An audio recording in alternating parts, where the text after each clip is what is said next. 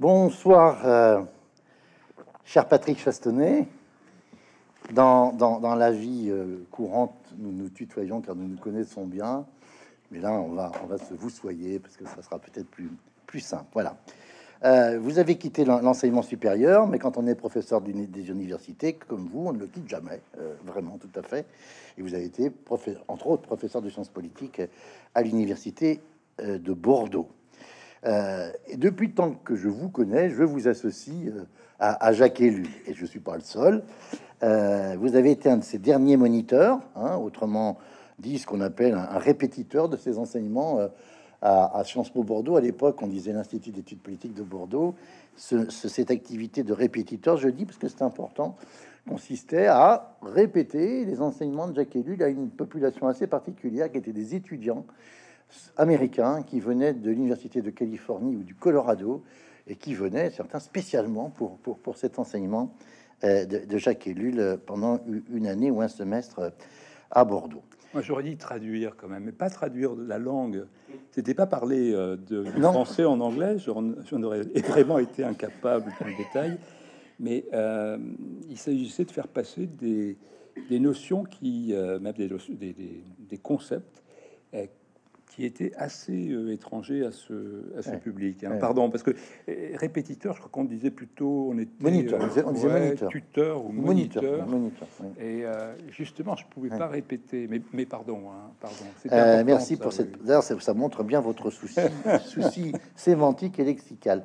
Alors, on va retrouver Jacques Ellul dans ce dernier ouvrage dont je montre la couverture, les racines libertaires de l'écologie politique. On le voit bien, il est devant nous, publié chez un éditeur aux éditions L'Échappée. Mais on va pas simplement retrouver Jacques Ellul, on retrouve 5 personnalités, Élisée Reclus, Jacques Ellul, je l'ai dit, Bernard Charbonneau, Ivan Illich et Murray Bookchin. Alors, en guise d'ouverture, j'avais prévu de vous poser une première question. Je vais vous la poser en référence à l'avertissement au lecteur. C'est un texte important pour bien comprendre le contenu de votre livre. Mais je voudrais juste que vous nous disiez ce que c'est pour répondre à une question qu'on m'a posée à un ami. C'est quoi ce légume? Il est vert.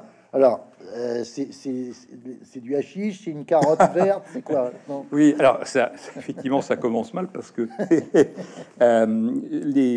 j'ai pas de réponse précise. Et celui qui a fait donc le graphiste, qui est par ailleurs, mais il est très modeste, qui est par ailleurs le directeur de cette maison d'édition, normalement, il était le mieux placé pour me répondre. Ouais. Et il m'a fait savoir. Il m'a dit, je vais me renseigner. Et quand j'ai su après que c'était lui qui avait fait la couverture, j'ai toujours pas la réponse. Bon, ben donc, c'est à trouver. Alors. Ce n'est pas. Alors, en revanche, oui, je peux vous dire ce que ça n'est pas. En effet, ça a été ma première réaction. Ce n'est pas du chanvre, normalement, ce n'est pas une substance interdite. Non, mais ce qui est très bien, c'est qu'on voit bien qu'il y a des racines. Oui, là, et ces racines. Et je l'ai su quand même. J'ai eu une hypothèse d'un ami naturaliste qui m'a donné, mais évidemment, j'ai encore oublié ce que c'était. Voilà, ça commence par M, je crois. D'accord. Mais bon. Alors, dans l'avertissement au lecteur, je vais vous lire, je vais vous citer, Patrick. Je ne fais pas mystère. Ouvrez les guillemets, je ne fais pas mystère de la sympathie éprouvée envers ces 5 hommes dont j'aurais été fier de pouvoir me proclamer l'ami. Et vous ajoutez que tous les 5 partagent, là encore je vous cite, ouvrez les guillemets, une passion identique pour la liberté et pour l'amour de la culture qui vous semble tellement essentielle aujourd'hui qu'il vous donne envie de parler d'eux au présent. Ils ont tous disparu, le dernier étant Murray Bookchin, le plus récemment disparu en 2006. Est-ce que vous pouvez nous présenter rapidement et nous dire pour quelles raisons vous avez choisi ces 5-là que vous désignez? Et je reprends vos propres mots comme un échantillon historique qui ne représente qu'une partie de l'écologisme et de l'anarchisme. Oui, alors c'est vraiment la question difficile. C'est vrai que je dirais que c'est un petit peu comme le travail d'un photographe. Je pense que le photographe, il est aussi dans la photo. C'est-à-dire que quand on avait ces débats, enfin, je veux dire, ces questions, est-ce que la photo va prendre la place de la peinture? Bon, ça a finalement peu de sens, parce que même un photographe Marc, même quand il fait un portrait, justement, il y a sa subjectivité qui transparaît. C'est-à-dire que pour chacun de ces auteurs, bon, je pense notamment à Bookchin, mais il y a des interprétations concurrentes. Il se trouve qu'en France, c'est le moins connu des 5. Mais pour répondre à votre question, il y a le point commun, c'est qu'ils ont, pour moi, pensé ensemble l'amour de la liberté et l'amour de la nature. Mais vraiment ensemble. Et je pense qu'on va y revenir parce que c'est vraiment le point fort. Et précisément cela. Alors, précisément cela, pourquoi? D'abord, en effet, c'est certainement sur ce registre-là le livre le plus personnel, celui où je me dévoile le plus. C'est pas vraiment un exercice que j'aime faire. Et je pense même que en plus, je suis encore à l'université, hein, puisque je suis professeur émérite, et je me suis toujours tenu. Alors, ça aussi, hein, nombre de mes collègues ne partagent pas ce point de vue, mais j'ai de ce point de vue-là une conception weberienne, c'est-à-dire que j'ai été marqué, comme vous sans doute, par ce texte fondamental qui est justement qui est le savant et le politique, c'est-à-dire bon, en réalité c'est deux conférences, et c'est la vocation avec Bérouf qui veut dire le métier, la vocation, la besogne, de savant. La besogne, oui, alors ça c'est plus la besogne pour quand on le réfère à la foi, et notamment à la foi calviniste, hein, qui renvoie justement à ce qu'il a fait par ailleurs. Mais pour recentrer sur la question de Weber, c'est la question de la neutralité axiologique. Et évidemment, notamment ce cours hein, que j'avais créé à Bordeaux, et d'ailleurs, il est question d'en réduire le volume et la portée, ça manque pas de sol, comme il a été aussi... dès que je suis devenu émérite, on s'est empressé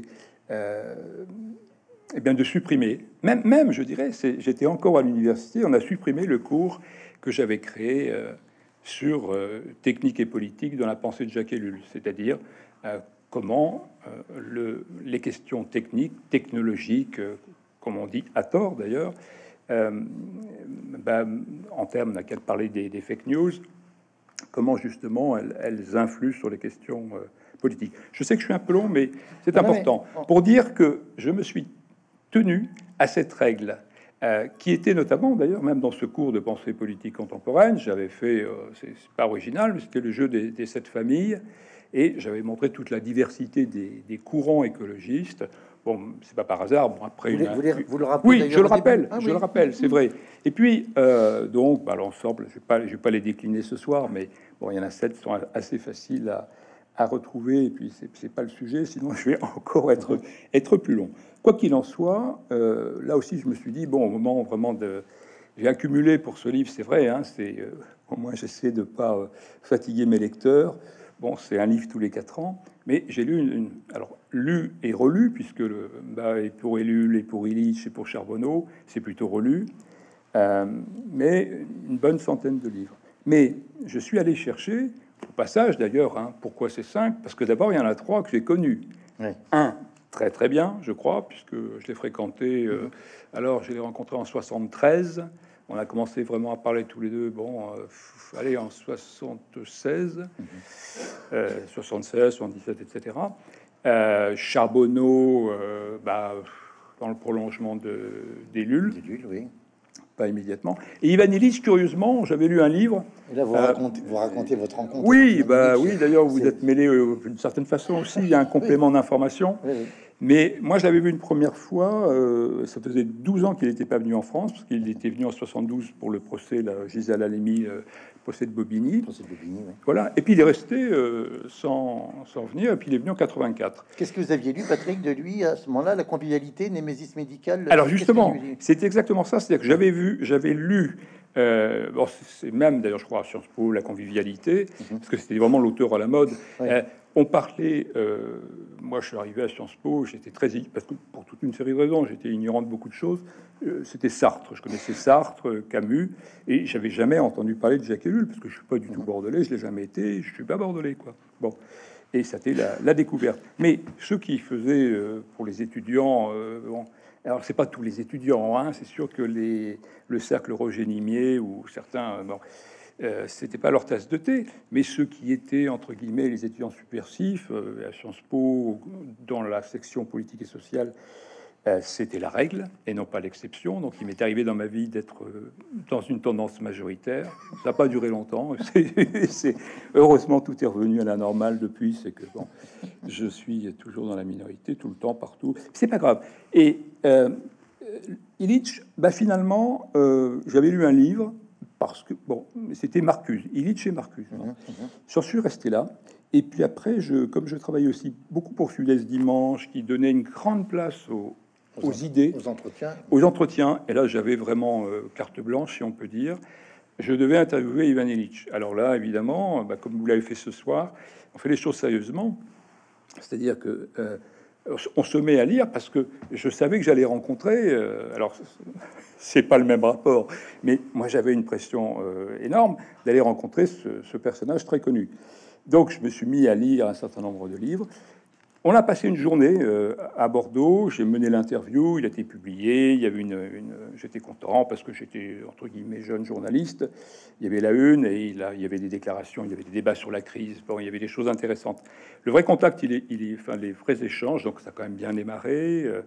Il y aurait bien des anecdotes à ce moment-là, mais c'est pas très important.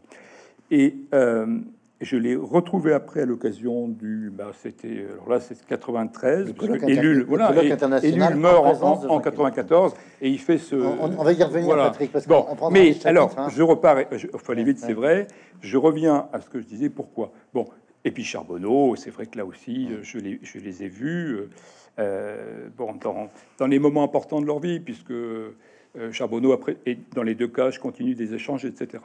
Donc là, ces trois-là, ce sont des amis de chair et de sang. Et il se trouve, Jean-Paul et moi, dessin, ce sont des pensées incarnées, ce sont des pensées vivantes. Ils sont dans leurs pensées, alors, ils pensent ce qu'ils vivent et ils vivent ce qu'ils pensent. Bon. Alors, je parlais des trois êtres de chair et de sang. Les deux autres, ce sont ce que j'appelle les amis de papier. Alors, c'est-à-dire ceux-là, pour le coup, évidemment, peut-être que pour Murray Bookchin, ça aurait été peut-être matériellement possible. Ça voulait dire que je me déplace. Mais ça risquait pas d'arriver parce que à cette époque-là, je connais absolument pas Murray Bookchin, hein, et vraiment fallait être. Il n'était pas traduit. Ellul en parlait. Alors j'ai pensé des textes. Ellul en parlait, mais c'était une mention. Il y avait Bookchin comme ça, incidemment. Et j'ai retrouvé aussi après dans la bibliothèque d'Ellul des annotations. Donc il arrive à Bookchin de parler d'Ellul, qu'il n'a pas lu, parce que vraisemblablement il l'a lu à travers un autre auteur. Il dit des choses très bon, pas grave, mais il y a beaucoup de choses. Mais pourquoi c'est Élisée Reclus?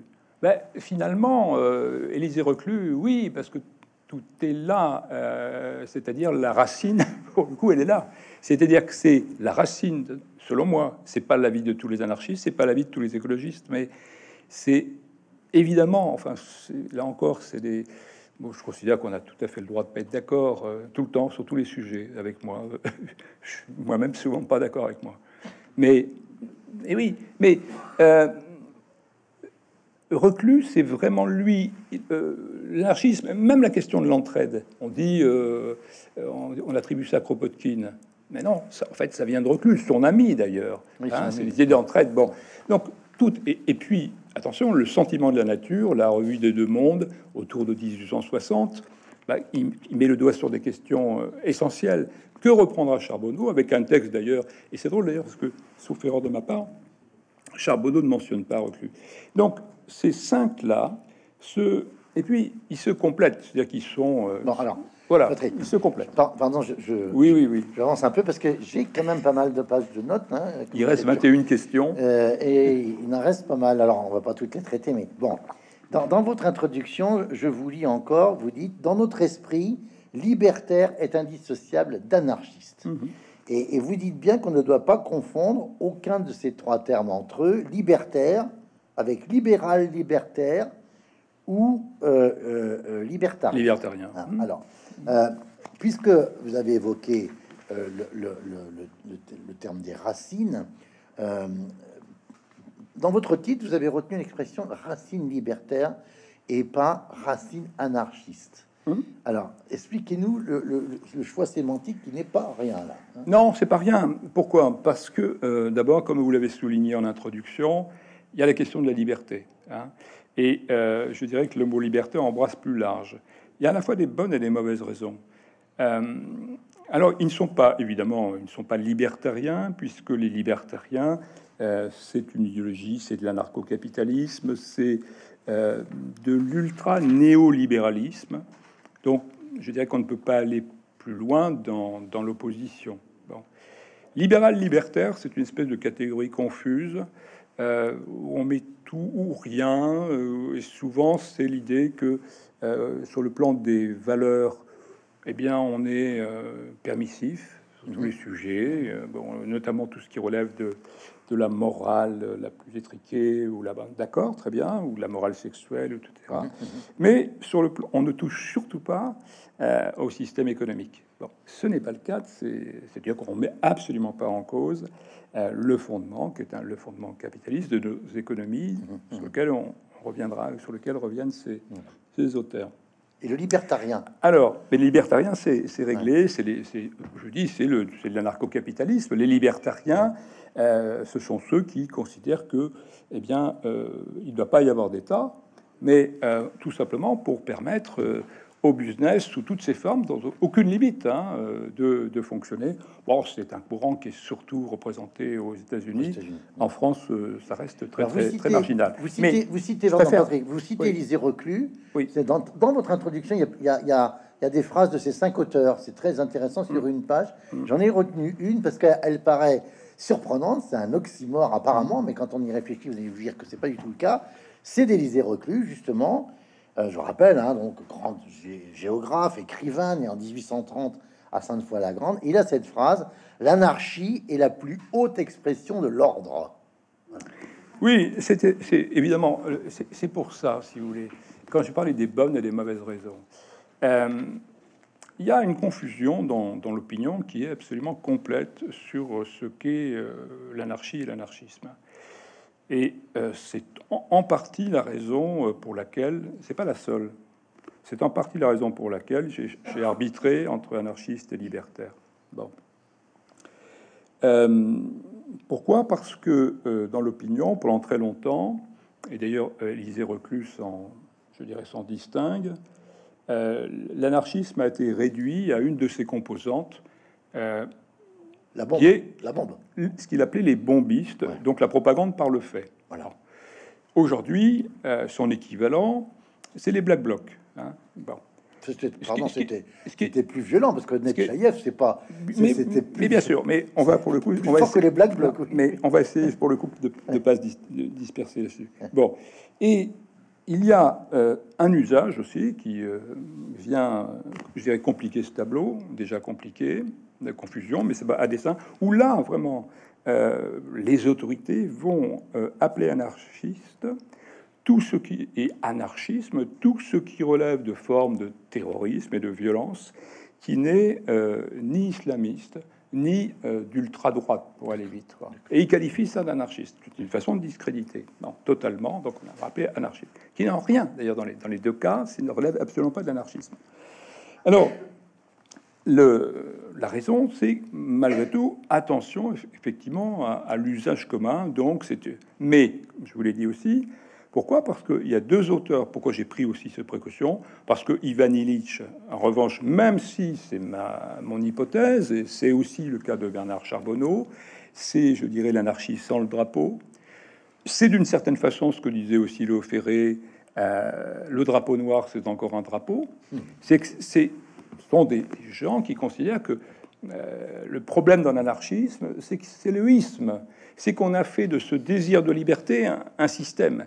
Et qui dit système, eh bien, dit justement le contraire de la liberté. Et c'est pas par hasard, d'ailleurs, que Bernard Charbonneau a intitulé un de ses livres fondamentaux, je dis pas que c'est le plus beau, enfin, c'est un de ses livres fondamentaux, Le système et le chaos, et non pas le système et l'anarchie. Justement, pour le coup, il ne prend pas l'anarchie. Bon. Ça, c'est les éléments extrêmement... Mais c'est en effet extrêmement important. Ou d'autres ont pu dire aussi, Proudhon sans doute, l'ordre, c'est le désordre moins le pouvoir, ou d'autres formules de ce type. Mais je crois en effet qu'il y a cette idée qui, évidemment, vient bousculer nos représentations. Alors cette confrontation au pouvoir, je rebondis sur ce que sur votre dernière expression, Patrick, nous renvoie alors à un autre terme qu'il faut définir aussi ou déconstruire, c'est le terme écologisme. Et à propos des relations entre écologie et politique, puisqu'on est au cœur là de votre étude, alors j'entends moi le mot politique comme ce que Frédéric Bailly appelle l'arène, pour la conquête du trophée politique, ou des trophées politiques. Vous avez cette réflexion qui mérite, à mon sens, quelques commentaires. Là encore, je vous cite. Limiter le développement industriel et la croissance économique était déjà au cœur des préoccupations de Reclus, Ellul, Charbonneau, Illich et Bookchin. C'est page 13. Ce qui ne fait pas pour autant de l'écologisme un anarchisme tant s'en faut, écrivez-vous. Pourtant, ces auteurs ont fourni une partie du corpus idéologique des partis verts, ce qui peut sembler d'autant plus paradoxal qu'ils manifestaient un profond scepticisme, sinon une franche hostilité à l'encontre de la politique politicienne en général et de l'engagement partisan en particulier. Pas persuadé que tout le monde apprécie ce texte dans les partis politiques actuels. C'est bien possible, mais non, j'ai même la réponse pour en avoir discuté avec certains de mes amis. Oui, ils ne veulent pas l'entendre. Ils ne veulent pas l'entendre pour certains et certaines, mais ça restera la vérité. C'est-à-dire que, mais c'est la vérité. C'est pas parce que c'est tellement évident. Il suffit tout simplement de lire les textes. Mais c'est vrai que c'est un sacré paradoxe. C'est tout à fait intéressant. À l'époque où, je peux pas dire ça parce que ça va encore dire que je fais de la polémique, mais je me souviens très bien, je m'en servais pour mes cours. Je consultais le site de...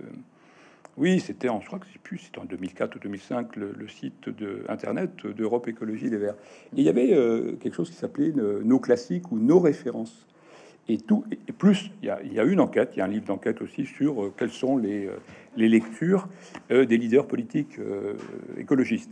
Et il y avait, je sais que ceux qui avaient répondu au questionnaire, autant que je me souvienne, mais il faut quand même que je reparte sur la remarque là, de tout à l'heure. Il y avait donc Dominique Voynet, il y avait André Buchmann, il y avait Antoine Vechter, etc. Peu importe. Il y avait deux choses. D'une part, là, dans ces questionnaires, il y avait ces auteurs qui apparaissaient, l'ensemble. D'ailleurs, mon palmarès, là, les 5, là, ils y sont, tous les 5. Et sur le site, c'est là, je ne vais pas perdre le fil, ça m'arrivait exactement dans mes cours, ça partir sur tellement de choses, et hop, c'est pareil, ça n'a pas changé. Mais je vous surveille, et il faut me surveiller. Et donc, j'allais sur leur site, André Gortz. Voilà, il y avait André Gortz, mais moi, c'est pas mon sujet. Non pas que Gortz, j'ai consacré d'ailleurs un chapitre à André Gortz dans mon cours. Et là, bon, mais il y avait André Gortz, et puis les 5. Donc, c'est-à-dire, mais et c'est là, en effet, c'est quand même un sacré paradoxe.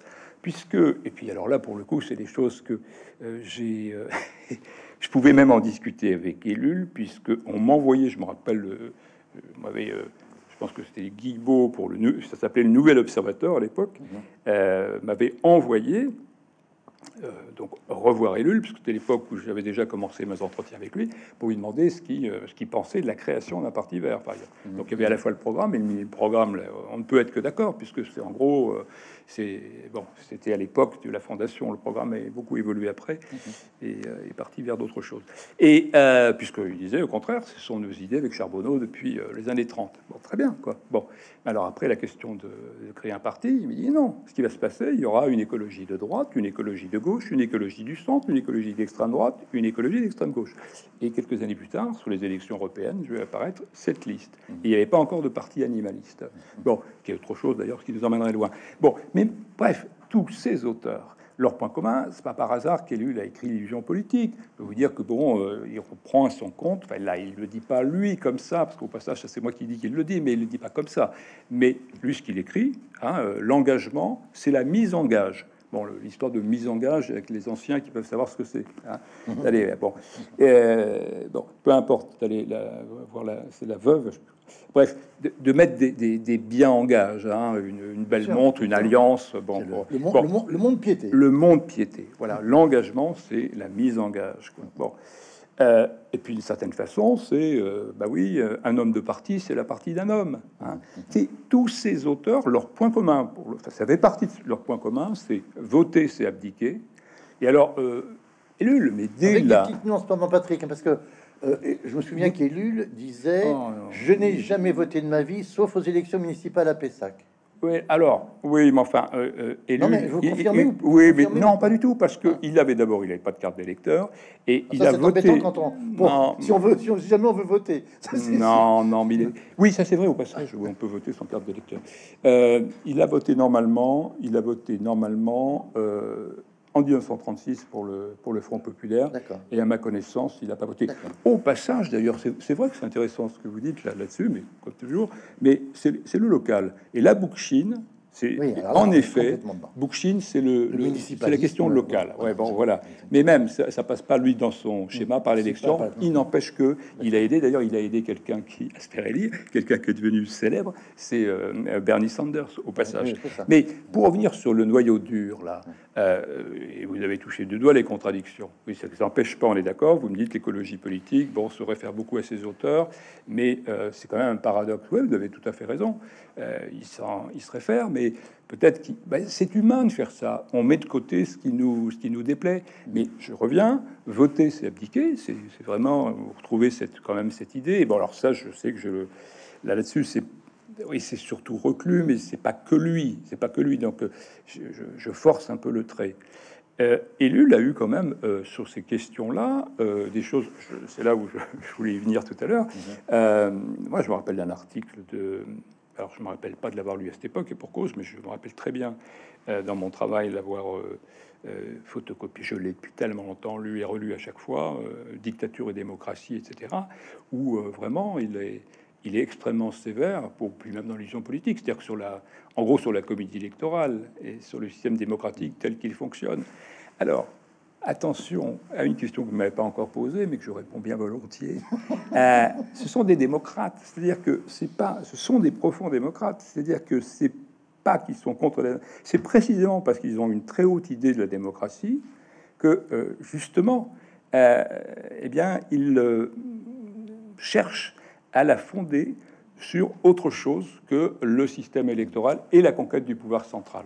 Alors, on va naviguer, si je puis dire, entre les cinq là. Le personnage d'Élisée Reclus, on ne peut, en lisant votre chapitre, le chapitre que vous lui consacrez, que être, j'allais dire, presque déçu que cet homme ne soit pas plus connu, et j'allais dire en particulier, même dans son département d'origine, quoi. Hein, bon, il a une vie personnelle incroyable. Vous rappelez que son père, qui est un pasteur protestant très rigoriste, l'envoie avec son autre frère en Allemagne, dans un endroit improbable, dont le directeur est, on va dire, en termes peu sympathique, un vrai salaud. En fait, oui, totalement. Vous dites cette phrase.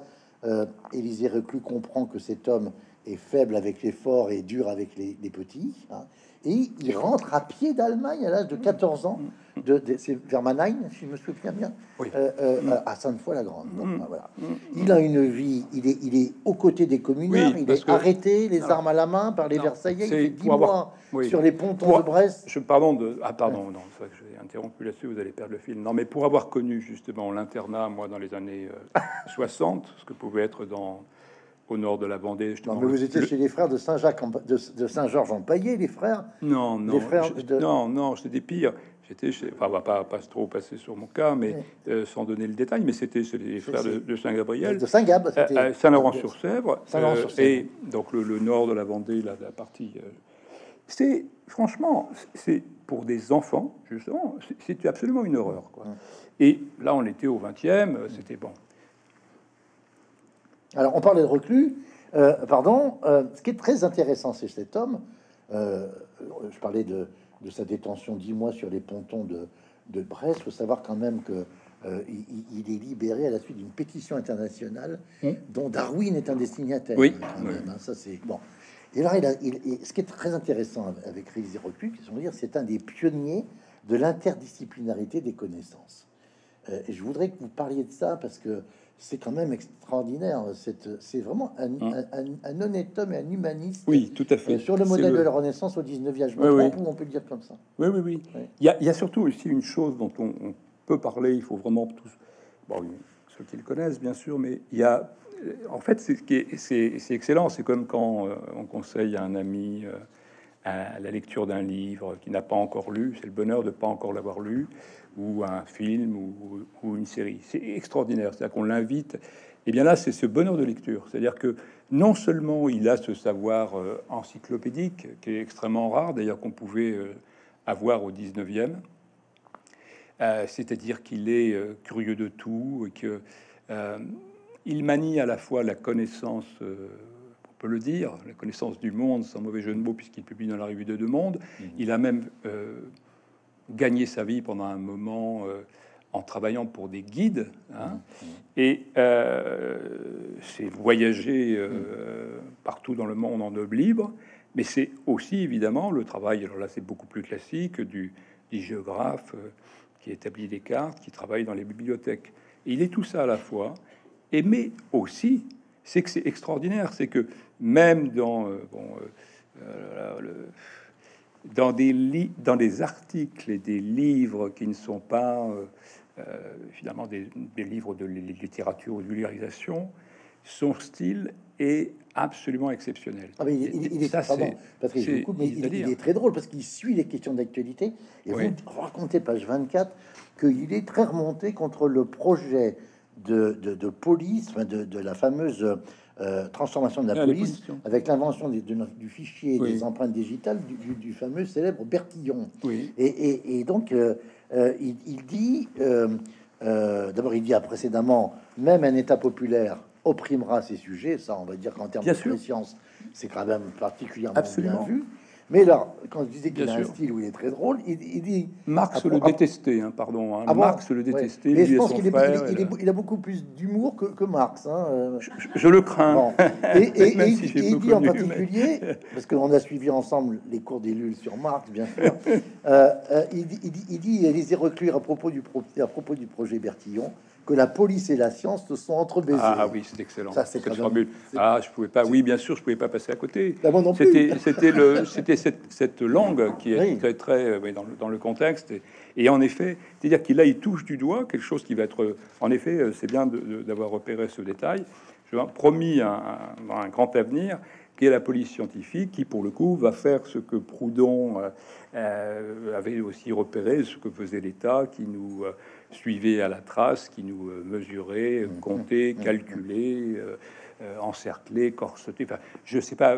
Proudhon a rempli 2 pages, mais ma mémoire ce soir me permettra pas de les réciter. Puis en plus, je n'apprends jamais les choses. Alors c'est dans une correspondance avec quelqu'un que j'ai découvert, Jean Grave, hein, autre figure de l'anarchisme, éditeur du Révolté et de la Révolte. Ça, voilà. Donc, lui est très inspiré par Kropotkin, et Kropotkin. Voilà. C'est là qu'il y a cette fameuse phrase voter, c'est abdiquer. Voilà. Alors donc on va passer à Ellul. Pardon, on papillonne, mais c'est un peu l'objectif. Hein, puis il faut que le temps passe. Donc à propos de voter, vous évoquez effectivement que Ellul vote en 36 pour l'élection du Front populaire. Et là, vous dites qu'il pense vraiment que l'heure de la révolution vient enfin de sonner. Vous écrivez ça, page 35. Alors, sur Ellul, là, on aborde un autre aspect qui est anarchisme et foi chrétienne. Là encore, je vous cite. Ellul, enfin, en fait, c'est vous qui citez Ellul, hein. Ellul écrit: je ne cherche nullement à convertir, entre guillemets, dit-il, des anarchistes à la foi chrétienne. Réciproquement, je ne cherche nullement à dire aux chrétiens qu'ils doivent devenir anarchistes. Et pourtant, si on peut faire le lien avec Élisée Reclus, Diriez-vous que le fait que ces deux intellectuels étaient de confession protestante a eu une importance dans la structuration de leur pensée sur l'anarchisme et sur l'écologisme? Alors, Reclus s'en défend, c'est-à-dire que Reclus, justement, Reclus, il a eu Reclus, il existe avant Max Weber. Hein. Alors, justement, oui, mais il n'y a pas que ça. C'est Reclus, bon, il y a un phénomène de rejet que je peux parfaitement bien comprendre. Il a été, je dirais, il est tombé dedans, quoi. Il y a de quoi être traumatisé. Donc, il a rejeté, mais extrêmement violemment, tout ce qu'il pouvait y avoir de religieux. Mais comme on n'échappe pas à l'air que l'on respire, il y a des choses qui sont, pour moi, mais typiquement, justement, à la fois une démarche chrétienne et mais c'est extraordinaire. C'est chrétienne et protestant. Et cette idée aussi du petit, il ne formule pas comme ça, mais c'est l'idée du petit troupeau. Et Reclus est passionnant parce que lui, là, c'est le point commun d'ailleurs avec les autres, c'est l'idée que la révolution, elle se fait. C'est pas le grand soir, surtout pas. D'ailleurs, il n'y a pas d'avant-garde, il ne doit pas y en avoir. C'est le petit troupeau et c'est ici et maintenant. Et c'est conception gradualiste, c'est des par petites secousses, et qu'on peut instaurer un îlot, une sorte d'oasis de paix, d'égalité, de bienveillance dans ce monde de fureur. C'est cette idée, et qu'on avance, on avance. Alors. Il y a du christianisme chez Reclus, je dirais, à son insu. Chez Ellul, le christianisme, il est permanent, et je dirais que l'anarchisme, il a été constant. C'est-à-dire que ce qui est tout à fait. J'ai repensé à ça d'ailleurs en revenant, et ça vaut pour Ellul, et je me le suis appliqué. Ça m'avait beaucoup marqué. C'est-à-dire que si on voit un texte d'Ellul de jeunesse, la première déclaration que j'ai pu trouver explicitement anarchiste chez Ellul, c'est un article dans Réforme, donc c'est Réforme étant un hebdomadaire protestant, dans un article qui s'appelle Proposition louche, et il dit, mais là j'imagine d'ailleurs aussi la tête des lecteurs à l'époque, c'est un article de 1948, après-guerre là, et il dit bon, je ne dis pas que c'est la solution universelle qui vaut tout le temps, partout, toujours, mais compte tenu du contexte actuel, pour la France, eh bien, l'anarchie est la solution politique qui devrait être la plus cohérente. Bon. Et là encore, c'est d'une certaine façon le jeune Ellul encore. Et moi, ça m'a fait penser. Et puis son livre Anarchie et christianisme, où là, c'est vraiment un livre de la grande maturité, puisqu'il est mort en 94, hein, plus que de la maturité. Donc le livre, là, il prend son temps, et il marie ces deux contraires apparents. Ça, c'est d'ailleurs, Ellul adore les paradoxes, avec une démonstration qui est extrêmement pertinente, et qu'il faut évidemment regarder, même si, par définition, on n'est pas d'accord. C'est toujours ce qu'il faut faire, lire ceux avec qui on n'est pas d'accord. Sinon, c'est pas intéressant. Et il arrive à la conclusion que ça tient. Moi, ça m'a fait penser à une chose que m'avait très très personnelle. Je vais être très bref. J'avais 17 ans et demi, sans doute, à cet âge-là qu'on apprend le code, la conduite, etc. J'avais un prof, un moniteur, qui m'avait dit, je pense qu'il avait dû être briefé par mon grand-père. D'auto-école. Oui, d'auto-école. Il m'avait dit, je revois encore ce monsieur dont j'ai oublié le nom, mais je vois très bien c'est un gros monsieur là. Et je pense qu'il avait été briefé par mon grand-père qui ne partageait pas mes idées, c'était lui qui me l'avait. Il m'avait dit, mais à 20 ans, ça tombait bien, quand on n'est pas anarchiste, c'est qu'on est un salaud. Si on l'est encore à 40, c'est qu'on est un imbécile. Vous voyez, j'en ai plus de 60. Oui. Et Ellul... On prête à Churchill une phrase un peu pareille. Non, mais lui, c'est extrêmement intéressant. Ça, c'est là. Non, mais je veux dire, c'est extrêmement intéressant. C'est aussi une vision pour moi. Mais ça reste, c'est la vision commune. Mais je reviens, pardon Patrick, je reviens parce que à cette corrélation entre écologie et protestantisme, page 197. Oui, mais une connaissance approfondie, écrivez-vous, de la pensée écologiste révèle que cette dernière plonge ses racines dans ce qui est présenté généralement comme son antithèse, la religion, singulièrement dans la veine puritaine du protestantisme. Le nombre de figures de l'écologie liées à la culture protestante est en effet impressionnant. Oui, bien sûr. Bien sûr, d'une certaine façon, il y a, je dirais, tout le courant courant conservationniste, préservationniste anglo-saxon, et donc qui a fait le cœur, c'est-à-dire bon, éventuellement britannique, mais surtout américain. Ce ne sont que des protestants. Je sais pas si on peut dire parler de John Muir, on peut parler de même Henry David Thoreau. Alors même si lui il rejette aussi cette culture, mais c'est tout. Et puis jusqu'à la fin. Bon, là, pour remonter à le contre-exemple, c'est un Allemand, Karl Henry, qui est lui année 1970. Mais toute cette veine, alors là aussi, ça nous emmènerait extrêmement loin sur les relations entre justement le protestantisme dans sa veine puritaine et puis l'écologie. Mais pour terminer, puisque ce anarchie-écologie, c'était le sujet, alors moi, je pense vraiment que... Et là, d'une certaine façon, ça n'a rien à voir. C'est indépendant du livre d'Ellul sur le sujet. Moi, je pense que c'est absolument naturel quand on est oui, quand on est anarchiste. Eh bien, non, n'importe quoi. Quand on est chrétien, quand on est chrétien, d'être oui, anarchiste. Oui, ouais. Oui. Si on reprend, je dirais, si on va jusqu'au bout. Alors, je ne dis pas qu'on y arrive. Dans les deux cas, c'est comme se dire, voyez, moi je suis chrétien. Moi, je sais personnellement, j'en suis incapable de dire je suis chrétien. Ça fonctionne à la fois comme un idéal, quoi. C'est une éthique pour maintenant. L'idéal d'une société à construire, ça veut pas dire que hop, ça va se faire tout de suite, ça marche. Non, mais ça me semble évidemment sur Ellul, qu'est-ce qui vous est apparu? C'est une question vertigineuse, hein, il nous faudrait des heures, mais à votre contact répété avec lui, avec vos dialogues, avec vos échanges, c'est quoi le Ellul que vous retenez, si je puis dire? Est-ce que c'est justement le philosophe, le sociologue de la technique, on pourrait presque dire l'historien du droit et de l'État, parce qu'il a commencé en étant agrégé d'histoire du droit, quand même, hein, alors moi je vais vous décevoir parce que je vais vous décevoir parce que comme c'est tellement personnel, j'ai pas envie de parler de ses idées ce soir d'Ellul parce que j'en ai bien parlé par ailleurs. On me reproche de toujours parler d'Ellul, alors faut pas me pousser. Mais moi, ce qui ressort d'Ellul, ça a été, et en plus j'ai eu cette chance. Alors il paraît que dans sa jeunesse, il pouvait être comme Charbonneau d'ailleurs. Hein, un peu plus, parce que j'ai quand même interrogé ses contemporains, mais les vieux, sans doute plus cassants. Mais il était, comme c'est normal, quand on a 20 ans et on est persuadé qu'on détient la vérité. Plus tard aussi, mais vous dites qu'il a des formulations qui peuvent sembler abruptes, voire péremptoires. Absolument, et parfaitement.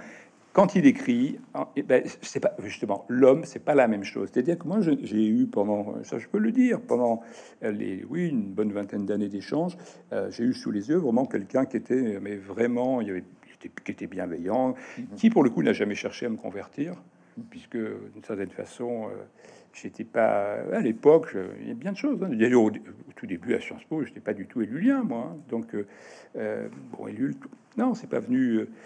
Il n'a jamais. C'est bon. Donc c'était ça le souvenir. Et après, il y a eu un. Oui, il y a eu un attachement avec l'homme. Bon, ses idées. Après, ses idées. Et au passage, bon, c'est pas un philosophe. C'est vraiment un penseur. Alors, on peut le ranger dans la catégorie. Oui, sociologue. Il n'y a pas de problème. Il réalise vraiment une sociologie de la technique, hein, qui reste très très concrète. Et il a mis le doigt sur cette question absolument essentielle que la technique c'est pas la machine, qu'elle est ambivalente, que finalement c'est qu'elle est autonome, qu'elle a pas besoin de raison pour progresser. Qu'elle est autonome, que c'est la recherche dans tous les domaines du moyen, de la méthode absolument le plus efficace. Et ça, il faut quand même le rappeler, Patrick. Il écrit la technique ou l'enjeu du siècle en 54, quand même. Absolument, oui. Il avait même cette réflexion beaucoup plus tôt. Bon, c'est... si on passe à Charbonneau, vous l'évoquez par une incise, vous dites que si vous aviez mieux connu les travaux de Charbonneau, vous auriez été plus critique sur les réflexions de Zef Sternel dans son analyse du fascisme à la française. Qu'est-ce qui s'est passé là?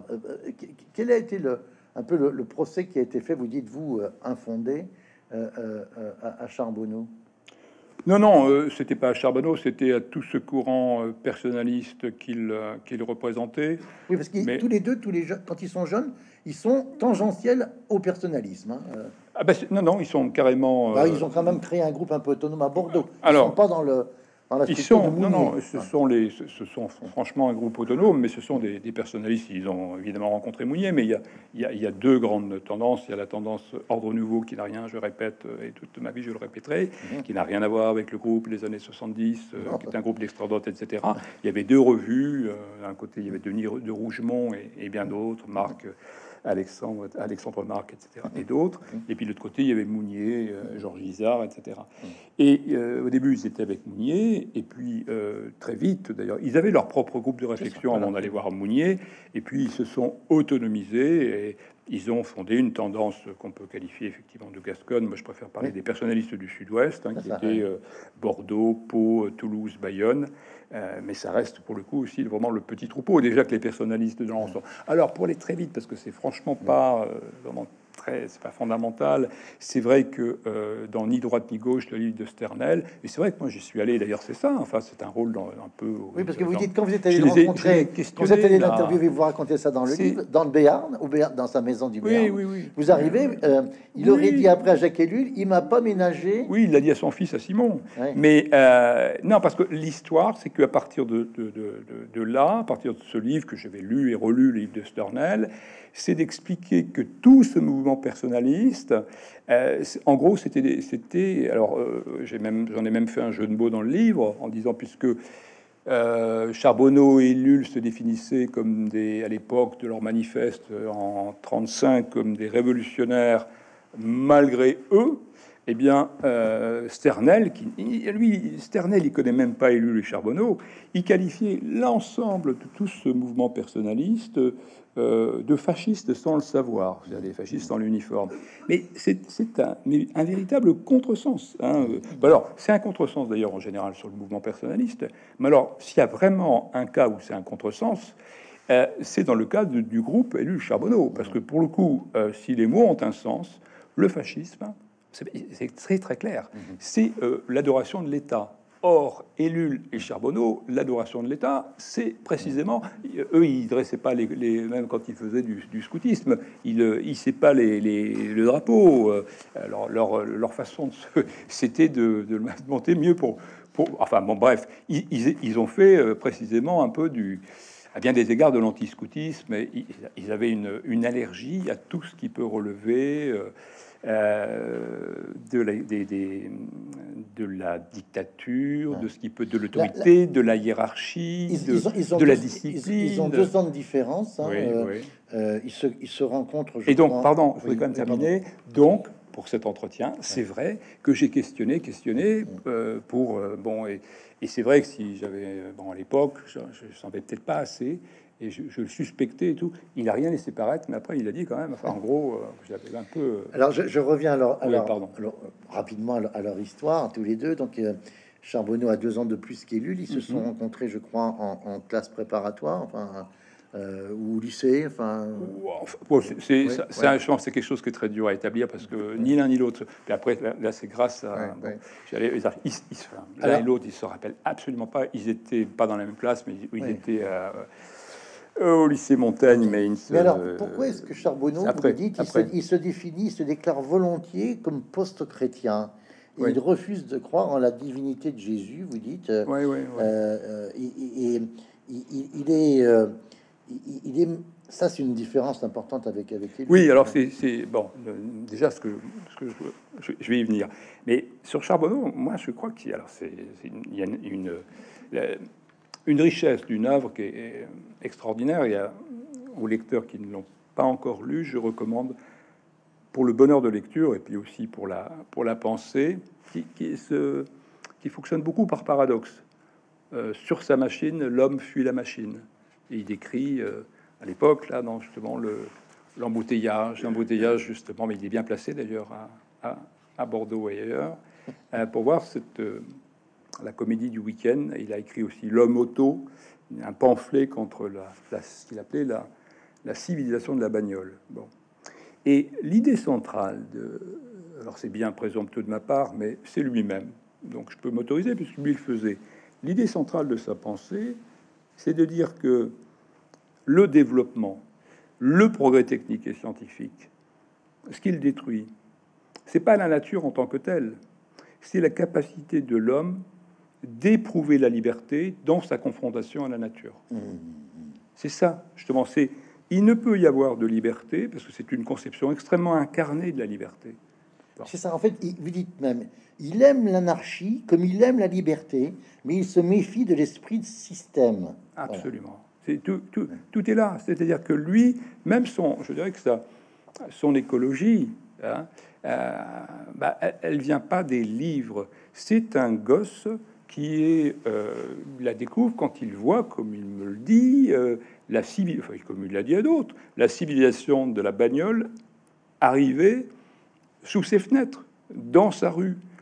Et c'est un citadin qui a la bougeotte et qui adore marcher, faire du camping, sans carte, sans route, à pied, en vélo, explorer des territoires inconnus et aller planter la tente pour le temps d'une soirée, et se créer là aussi, ça débat, se créer une petite patrie pour un soir. Ouais. Hein. Alors, il a ce point commun avec Élisée Reclus d'être un géographe. Il est professeur de géographie et d'une certaine façon, il va laisser tomber une carrière qui aurait pu être une carrière universitaire pour s'installer donc sur les confins Piémont des Pyrénées, quoi. C'est là que vous allez le rencontrer. Oui, il a eu de cesse de s'éloigner des centres urbains. Où il a décidé, je demande pas. Alors autant il avait été un élève indiscipliné au lycée, autant après à l'université, en 35, il a eu son agrégation. Et après, en effet, il s'éloigne des centres urbains. Et effectivement, c'est pas ce qui va favoriser la notoriété pour son œuvre. Mais comme vous m'avez posé de questions à laquelle je n'ai pas répondu. Post-chrétien. Post-chrétien, pourquoi? Ou vous dites aussi spiritualiste. Alors, parce que normalement, il est agnostique, mais lui, il dit post-chrétien parce qu'il considère qu'après le christianisme, eh bien, toute déclaration, c'est-à-dire qu'il est surtout en guerre, si on peut dire, ou en conflit avec un représentant de l'écologie qui s'appelle Robert Hénard, qui est connu plutôt des naturalistes, qui est partisan de ce qu'on appelle le naturisme intégral. En fait, c'est un panthéisme. Et la position de Robert Hénard, c'est du panthéisme. Alors, et là, Charbonneau vit ça comme étant une régression. Alors lui, sa question, c'est de dire qu'il ne croit pas en la divinité du Christ. Voilà pourquoi il se considère comme post-chrétien, mais il considère que le christianisme a irrigué notre société. Et je dirais d'ailleurs, il considère que d'une certaine façon, enfin, il considère, oui, voilà, c'est Jésus est notre frère, mais j'allais retrouver d'autres choses sur sur ce qu'était le. On va passer. Ouais, mais c'est passionnant cette question. À Ivan Illich, parce que mais quand même vous citez, je crois que c'est important parce c'est peut-être son livre le plus fort, le plus beau, Le Jardin de Babylone. Pour Charbonneau. Pour Charbonneau. Vous citez un certain nombre de textes, de passages du Jardin de Babylone. Pour le plaisir, je fais juste une petite énumération. Le touriste survole la nature, le pêcheur ou le chasseur y pénètre, ou encore l'industrie du loisir qui fabrique du superflu qui peut être indéfiniment accru est un des moteurs du développement. Et comme la nature est son objet, l'industrie du loisir est la première cause de son ravage. Voilà. C'est quand même d'une salutaire modernité.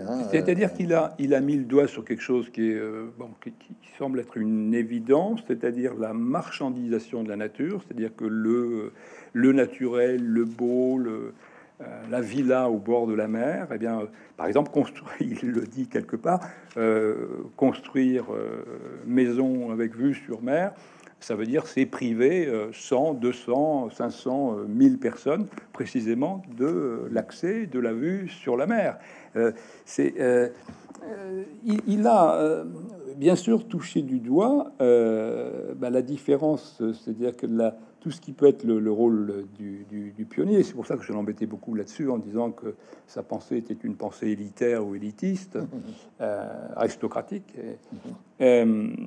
parce que le fait que le sentiment de la nature s'exaspère précisément au moment où elle disparaît sous nos yeux. C'est-à-dire qu'en fait, la nature va dépérir d'être trop aimée, justement, puisque tout le monde va aller se précipiter sur les endroits. Et après, je termine juste sur ce point, et où il est, lui aussi en désaccord, c'est la question justement, des parcs, des zones protégées, parce que c'est mettre la nature sous cloche.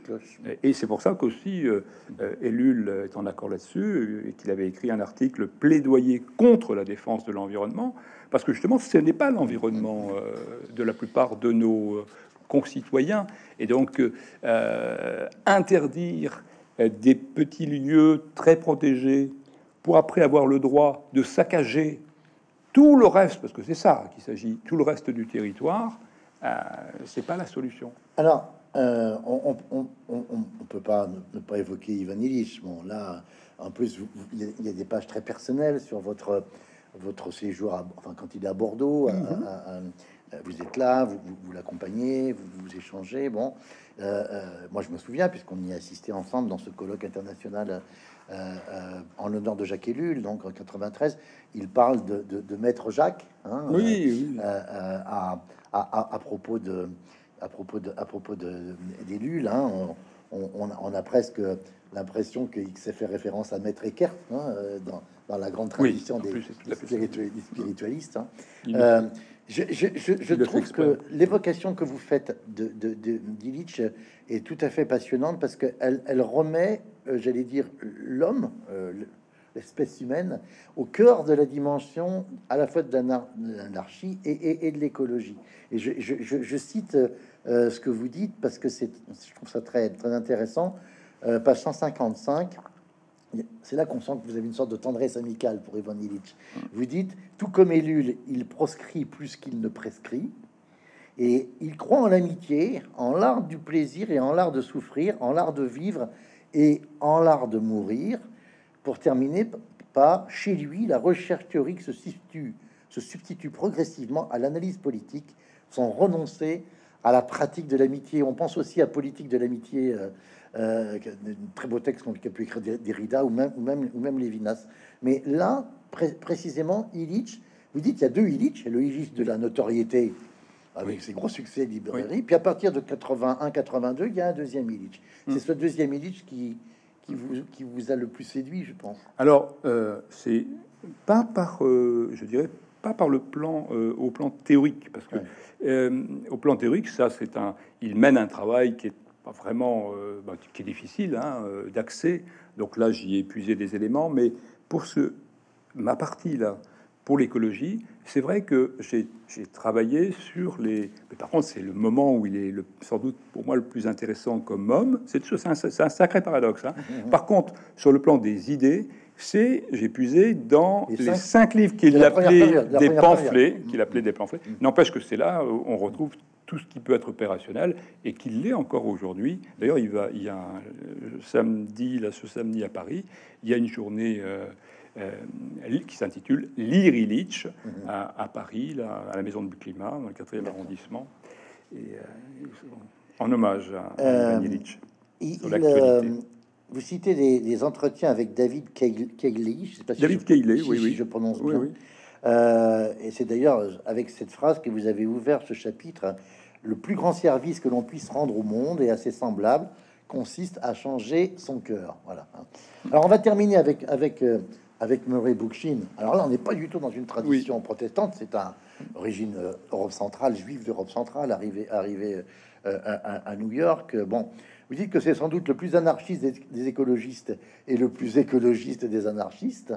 Alors, je voulais vous montrer, parce que vous en parlez, c'est une couverture en fait, ça grandit, mais c'est un petit livre de Abdullah Öcalan. Donc c'est sur le site du PKK, Confédéralisme démocratique, parce que Murray Bookchin Et Dixit Ocalan, un peu un de ses maîtres, un de ses inspirateurs, et tout ce que fait en particulier, tout ce que font les Kurdes aujourd'hui au niveau du municipalisme, de cette dimension locale, trouve un peu chez Bookchin des racines. Mais je vous vois un peu dubitatif. Évidemment, parce que je me rappelle la première fois où les étudiants attire l'attention sur cette dimension, me parlant du PKK, Öcalan qui est en prison.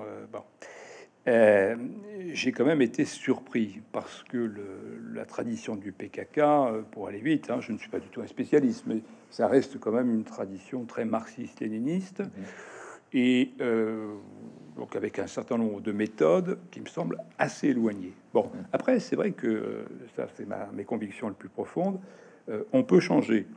Alors, une fois encore, je ne suis pas assez spécialiste du PKK, mais en plus, c'est des questions de territoire. Alors, on peut pas mettre ça sur l'ensemble des revendications ou des méthodes kurdes, et même du PKK. En plus, le PKK, où est-il? Est-ce que c'est la partie qui agit en Turquie? Est-ce que c'est la partie qui agit en Syrie? Alors, au Rojava, c'est visiblement l'endroit où ces idées seraient... donc, il y a eu une correspondance entre les deux. Maintenant, de là à dire ça, il faut faire extrêmement attention après avec les influences, parce qu'après on risque de prendre les faits pour la cause. C'est comme quand on rendait finalement presque directement responsable, parce que Jean-Jacques Rousseau du génocide des Khmers rouges, parce que Sampan et puis je ne sais plus qui l'autre avaient fait leurs études à Paris, étaient des grands lecteurs de Rousseau. Alors la version du contrat social, attention. Donc Bookchin ne se réduit pas, oui, voilà. Alors pour revenir à Bookchin, c'est compliqué. En plus, Bookchin a lui-même une trajectoire un peu compliquée, parce que il dans la fin, c'est ses grands-parents qui étaient déjà, voilà. La grand-mère qui était déjà arrivée à New York. Dans la fin de sa vie, je dis intellectuelle, il prend un peu ses distances aussi avec les amis, avec l'anarchie. Ah oui, ils rompt avec l'anarchiste. Il les trouve pas assez sociaux, dit-il, et il les trouve trop. Alors pas individualiste dans ce sens-là, mais il rompt aussi, et donc il se définit à la fin non plus comme anarchiste, mais comme communaliste.